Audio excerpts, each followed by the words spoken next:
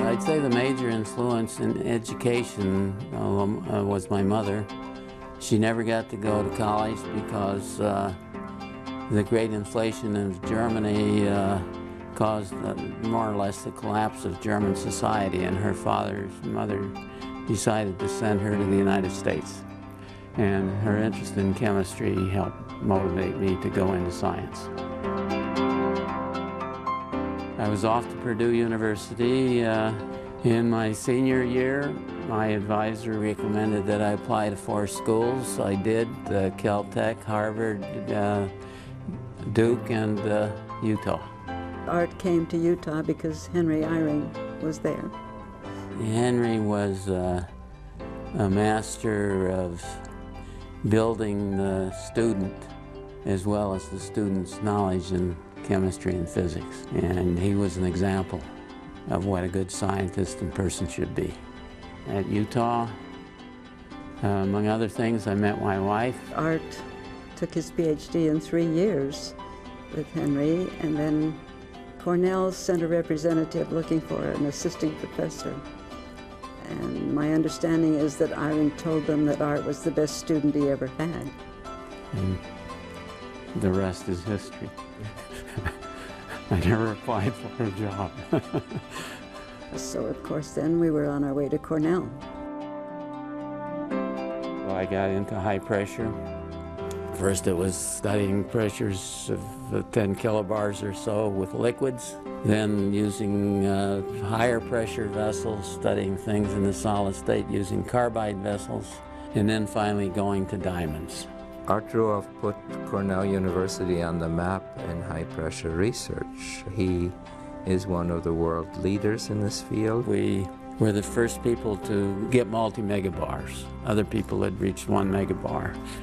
We extended that to 2 megabars, did research at multi-megabars. You can go to high temperature, you can go to low temperature, you can go to low pressure to high pressure. His field has been that of achieving high pressure.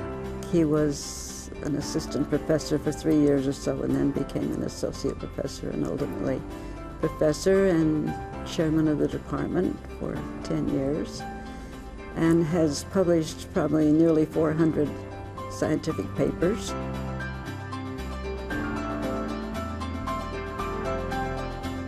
I taught every course in the curriculum of material science and engineering. I think that helps tremendously for you to understand the field. He also worked very hard to set up the material science department and the Cornell Center for Materials Research, and to put an experimental facility on our synchrotron chest to do measurements there. I squeezed hard enough to turn oxygen into a metal. I mean, first it's a gas, then it's a liquid, then it's a solid, and finally, if you squeeze hard enough at what we call 100 GPa, 100 gigapascals, oxygen becomes a metal. At the foundations of science is curiosity. I mean, what is this thing like under these extreme conditions? The pressure at the center of the Earth is 360 GPa. We crossed that. We were the first group to cross that. Art, being a meticulous experimentalist, has also been, in a way, the conscience of the profession. There's just no one who does things as carefully as he does. I think Henry would have been proud of Art.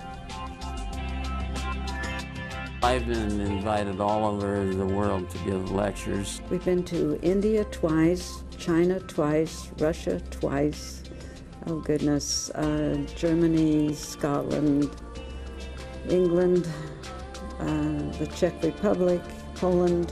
Amsterdam, the Netherlands, Tokyo twice, and China twice. It's been a rather busy life. I've just finished a book called The Declaration of Energy Independence. Now that that's done, I'm back in high pressure research and going to make metallic hydrogen. He's had a successful life, but he's a very fine man. He's a good father. Living close to Cornell made a big difference. The emphasis was on education, always. And 3 of our sons graduated from Cornell. Kenneth graduated from Harvard. Rodney graduated from the University of Texas. He's always supportive of the children, whatever they want to do. One of my greatly appreciated quotes, a statement that Confucius made, that the strength of a country depends on the health of the family. Thank you very much for awarding me this fantastic prize. I'd like to thank the Alumni Association. I'd like to thank the professors that I had at the University of Utah for the outstanding job they did in teaching. And I would especially like to thank Henry Eyring for being my research chairman and for really teaching me how to be a scientist.